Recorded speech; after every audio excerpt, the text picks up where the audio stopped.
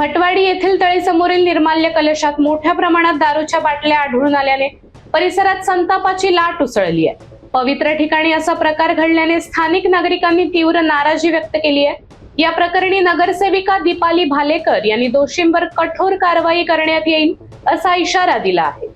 नमस्कार, आपण आत्ता सावंतवाडीतल्या भटवाडी या ठिकाणी एका अतिशय जुन्या म्हणजे सुमारे 350 ते 400 वर्षापूर्वीच्या एका तळीपाशी उभे आहोत। भटवाडीमध्ये जी दत्त मंदिर आणि विठ्ठल मंदिर अशी जी दोन मंदिरं आहेत, तर त्या विठ्ठल मंदिरासाठी म्हणून ही चंद्रभागा तळी बांधली गेलेली आहे। अतिशय पवित्र असं हे ठिकाण आहे आणि असं असूनसुद्धा नगरपालिकेने या ठिकाणी एक गणपती विसर्जन होतं, तर त्यावेळी ते निर्माल्याची विल्हेवाट लावण्यासाठी म्हणून निर्माल्य कलश जो आपण इथे बघतोच आहोत, तर नगरपालिकेने तो ठेवलेला होता। पण आता जर बघितलं तर त्या निर्माल्य कलशाचा उपयोग हा वेगळ्याच कारणासाठी होतो आहे।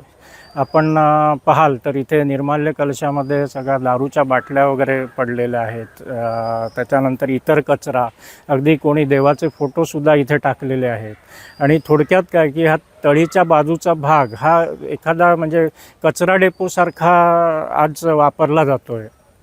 तर आमची अशी इच्छा आहे की नगरपालिकेने याच्यावर काहीतरी कारवाई करायला हवी, कारण अतिशय जुनी दोन मंदिरं आहेत, अतिशय पवित्र असं हे स्थान आहे।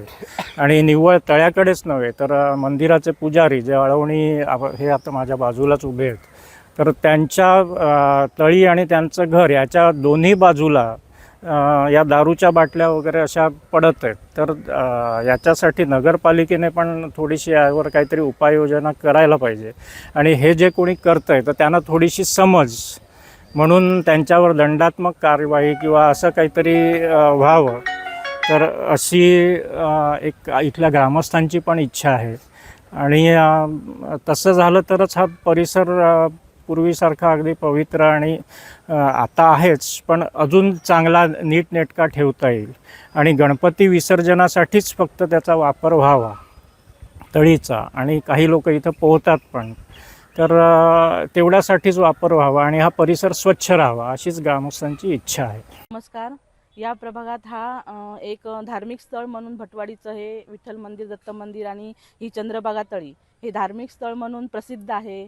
तर मला एवढीच विनंती करायची आहे इथल्या नागरिकांना की हा जो निर्माल्य कलश ठेवलेला आहे त्याच्यामध्ये फक्त निर्माल्यच टाका, आणि इतर हे देवाचे फोटो असे ह्या बाटल्या असं टाकणं योग्य नाही, आपल्या संस्कृती पटणारं नाही आहे। कृपया तुम्ही मनाचा विचार करून, जनाचा नाही मनाचा विचार करून कृपया इथली स्वच्छता राखा, एवढंच मी त्यांना सांगू शकते।